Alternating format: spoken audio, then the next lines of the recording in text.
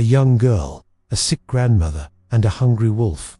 You think you know the story of Little Red Riding Hood, a children's tale about not talking to strangers. But what if I told you this story was never meant for children?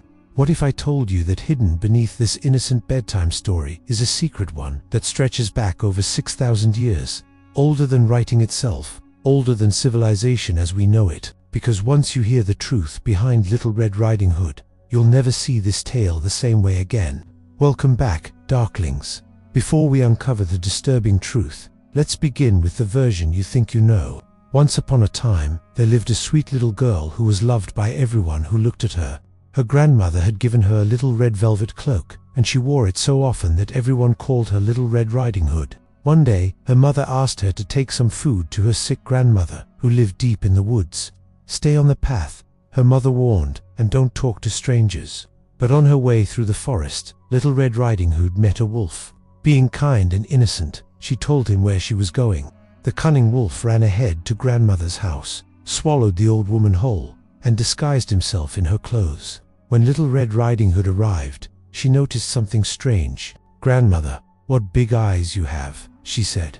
"All the better to see you with, my dear. What big teeth you have. All the better to eat you with." And with that, the wolf pounced and swallowed her too.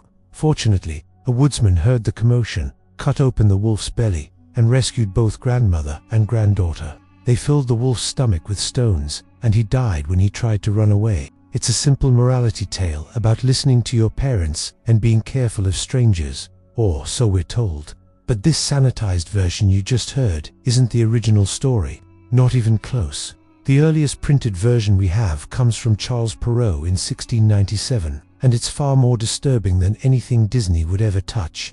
In Perrault's original French tale, there is no woodsman, there is no rescue. Little Red Riding Hood arrives at grandmother's house, where the wolf has already devoured the old woman. But instead of immediately eating the girl, the wolf invites her to join him. He tells her to remove her clothes, piece by piece, and throw them in the fire, because she won't need them anymore.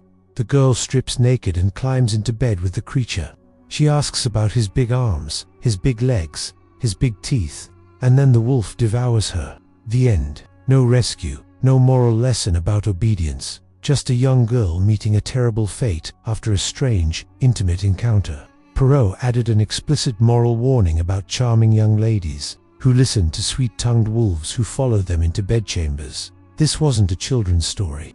This was a cautionary tale about sexual predation, written for the French court, where such warnings were desperately needed. But even Perrault's disturbing version isn't the beginning. Recent research suggests Little Red Riding Hood is far, far older.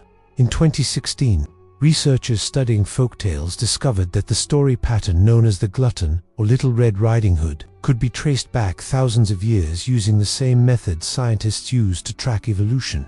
They found versions of this tale scattered across continents, in Africa, Asia, Europe, and even the Americas. Always the same core elements. A young person, usually female, encounters a predator figure in a liminal space like a forest, and undergoes some form of transformation or initiation. The researchers concluded this story pattern could be over 6,000 years old, dating back to the Neolithic period, long before writing, long before the civilizations we know. It's been passed down, generation by generation, evolving and adapting, but always preserving something ancient at its core. But what exactly were our ancestors trying to preserve? To understand that, we need to look at what archaeologists have found. Across Europe, Africa, and Asia, researchers have discovered evidence of ancient female initiation rituals, cave paintings showing young women with animal spirits, burial sites where teenage girls were interred with red ochre, wolf teeth, and ceremonial items marking their passage to womanhood. In Neolithic sites across Europe, archaeologists have found wolf masks and red-dyed clothing in contexts that suggest ritual use. The color red wasn't chosen randomly. In virtually every ancient culture, red symbolized the same things: blood, fertility, menstruation, and the transition from girlhood to womanhood. Red ochre was painted on the bodies of initiates. Red clothing marked those undergoing transformation. Even today, we unconsciously preserve this symbolism when we talk about red light districts or scarlet women. But Little Red Riding Hood isn't unique. Similar stories appear in cultures that had no contact with each other. Among the Inuit, there are tales of young women who must survive encounters with wolf spirits to become full members of the tribe. Native American cultures tell stories of girls who transform into wolves or mate with wolf spirits as part of coming-of-age ceremonies. In Siberian shamanic traditions, female shamans often describe being devoured by animal spirits and emerging transformed. These aren't coincidences. They're echoes of something much older, something that anthropologists call the universal initiation pattern. And when we look at Little Red Riding Hood through this lens, every element takes on new meaning.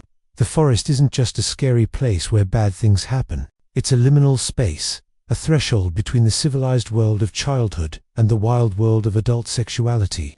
In ancient cultures, initiation rites always took place in such spaces: caves, deep woods, mountain tops, places outside normal society where transformation could occur. The wolf isn't simply a predator. In ancient European cultures, wolves were symbols of wild masculinity, of untamed sexual power, of the dangerous but necessary forces that young women would need to understand and survive. Wolf cults existed across pre-Christian Europe. Young men would don wolfskins and live as packs in the wilderness. Women would seek encounters with these wolves as part of their own initiation. The red cloak isn't just a pretty outfit. It's the ceremonial garment of an initiate, marking her as someone undergoing transition. The hood itself may represent the hymen, the covering that would be removed during the ritual. The grandmother represents the elder woman, the crone, the keeper of female mysteries, who guides the initiation. Her death and replacement by the wolf represents the end of childhood protection and the beginning of adult sexuality. Even the famous dialogue, "What big eyes you have, what big teeth you have," follows the pattern of ritual catechism. The formal questions and responses that marked sacred ceremonies across cultures. Leading anthropologists have recognized these patterns. Maria Tatar at Harvard describes Little Red Riding Hood as a menstrual myth that encodes ancient rites of female sexual initiation. Jack Zipes argues the story preserves memories of rituals designed to prepare girls for the realities of adult sexuality and potential sexual violence. Bruno Bettelheim saw it as a psychological journey through the fears and desires of adolescence. So what happened to this ancient ritual knowledge? Why did it become a children's bedtime story? The answer lies in the systematic Christianization of pagan traditions. As Christianity spread across Europe, the Church worked to suppress or transform ancient ritual practices that they saw as threatening or demonic. Stories that had once encoded sacred knowledge were rewritten as cautionary tales. The Brothers Grimm, writing in the 19th century, added the woodsman who rescues Little Red Riding Hood, transforming the story from a tale of female initiation into one about female helplessness requiring male intervention. The ritual death and rebirth became literal death, requiring external salvation. By the time Disney got hold of the story, any trace of its original meaning had been scrubbed away, leaving only a simple tale about not talking to strangers. But even then, something troubling remained. Why does a story about stranger danger feature such specifically sexual imagery? Why does the wolf invite Little Red Riding Hood into bed? Why is her clothing so important to the story? Because buried deep in our collective memory, we still remember what this story was really about. Little Red Riding Hood wasn't originally a victim, she was an initiate. The wolf wasn't a predator, he was a guide, a dangerous but necessary figure who would lead her through the transformation from child to woman. The forest wasn't a place of random danger. It was a sacred space where the most important transition of a young woman's life would take place. The death that ends most ancient versions isn't literal death.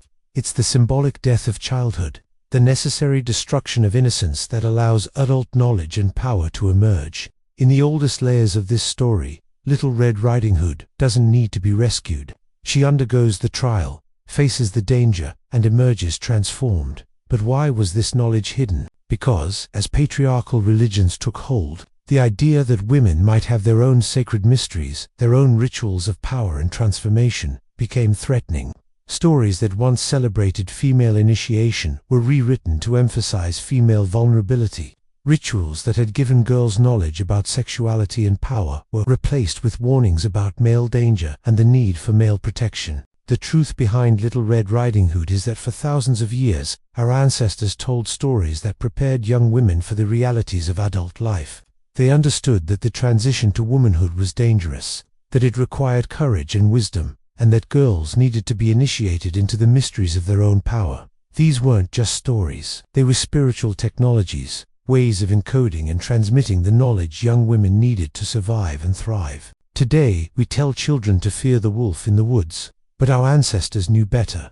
They knew that the wolf was always going to be there, that the forest was a place every girl would eventually have to enter, and that the only real protection came from understanding the encounter, not avoiding it. So the next time you hear Little Red Riding Hood, remember, you're not just hearing a children's story, you're hearing the echo of a 6,000-year-old initiation song, a ritual chant that once guided girls through the most important transformation of their lives. The story has been buried, sanitized, and forgotten, but it's still there, waiting in the forest of our collective memory, ready to teach us what our ancestors knew about growing up, facing danger, and emerging transformed.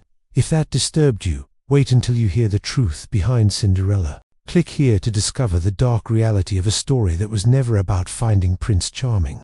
I'll see you in the next video, if you dare.